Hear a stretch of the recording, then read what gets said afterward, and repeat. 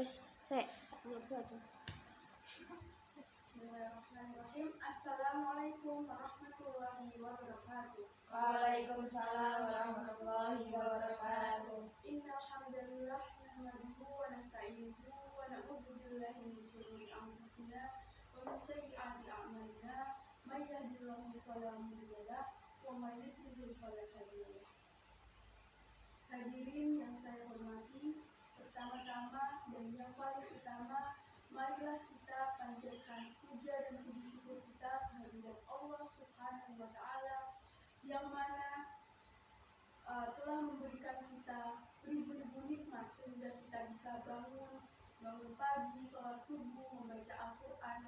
Membaca Al-Quran adalah nikmat yang tidak semua orang rasakan, karena orang bisa bangun subuh tetapi tidak membaca Al-Quran. Kedua kalinya, marilah kita haturkan sholawat serta salam kehadirat Nabi Muhammad SAW yang telah membawa kita dari gelapnya zaman jahiliyah menuju terang benderang Islam seperti sekarang ini. Hadirin, Aisyah istri Rasulullah SAW, beliau melihat Nabi Muhammad bangun di tengah malam di saat semua umatnya sedang tidur. Ngapain Nabi Muhammad bangun gitu? Nabi Muhammad SAW bangun untuk sholat, ruku, sujud, kemudian diulang-ulang terus sampai hari-hari berikutnya. Di kemudian hari, Aisyah pun bertanya kepada Nabi Muhammad, "Wahai junjunganku, mengapa engkau bangun subuh padahal engkau sudah dijamin masuk surga?" Nabi pun menjawab, "Aku ingin menjadi abdan syakuran, yaitu hamba yang bersyukur." Nabi Muhammad yang sudah dijamin masuk surga oleh Allah, sudah dibersihkan dosa-dosanya, masih saja bangun subuh untuk mengungkapkan rasa syukurnya kepada Allah Subhanahu wa Ta'ala. Gitu. Terus kemudian rasa syukur itu tidak hanya dilakukan hanya karena agar nikmat kita dilipat gandakan oleh Allah, seperti yang tercantum pada Quran surat Al-Ibrahim ayat 7, yaitu la in syakartum la azidannakum wa la in kafartum inna adabi lasyadid.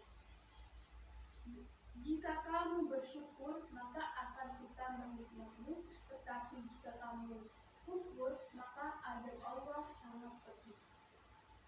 Bersyukur seharusnya menjadi nafas dalam hidup kita, terutama dalam beribadah kepada Allah. Karena beribadah seharusnya tidak hanya dijadikan kewajiban, tetapi sebagai ekspresi syukur kita kepada Allah Subhanahu wa Ta'ala. Bahkan sebelum kita beribadah kepada Allah, sebelum kita balik, Allah sudah memberikan kita nikmat hidup. Dari mulai kita di kandungan, sudah diberi nutrisi dari ibu kita. Siapa yang memberi? Allah yang memberi. Kalau kita berusaha untuk menghitungnya, kalau kita berusaha untuk menghitungnya, maka tidak mungkin kita bisa, karena nikmat dari bulu mata kita jika ditukar dengan amal ibadah kita, itu aja tidak cukup untuk menggantinya gitu. Dan puncak dari rasa syukur itu ketika seorang hamba diberi musibah. Kenapa kok diberi musibah kita harus bersyukur? Karena musibah adalah bentuk sayang kita kepada Allah, bentuk sayang hamba kepada bentuk sayang Allah kepada hambanya. Jadi kalau kita tidak diberi musibah, bisa jadi Allah sudah diberi sudah tidak peduli kepada kita, dibiarkan kita gitu. Dikasih kita nikmat harta, nikmat sehat, tetapi kita tidak diberi musibah, berarti ya bisa jadi Allah tidak peduli dengan kita. Nah, pada akhirnya syukur ialah antonim dari kata kufur. Kufur itu berarti menutup diri. Jadi orang yang kufur itu menutup diri dari nikmat Allah. Orang yang tidak bersyukur berarti kufur. Karena makna kufur berarti menutup diri. Menutup mata hati, menutup pikiran kita dari nikmat yang telah diberikan Allah. Karena kata Nabi Muhammad, jika tidak ada surga dan neraka, maka apakah kita akan tetap beribadah kepada Allah? Jika tidak diberi balasan surga dan neraka, jika tidak diberi balasan surga, akankah kita tetap beribadah kepada Allah?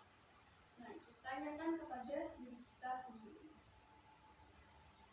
Cukup sekian kultum dari saya, kurang lebihnya mohon maaf. Fastabiqul khairat. Wassalamualaikum warahmatullahi wabarakatuh.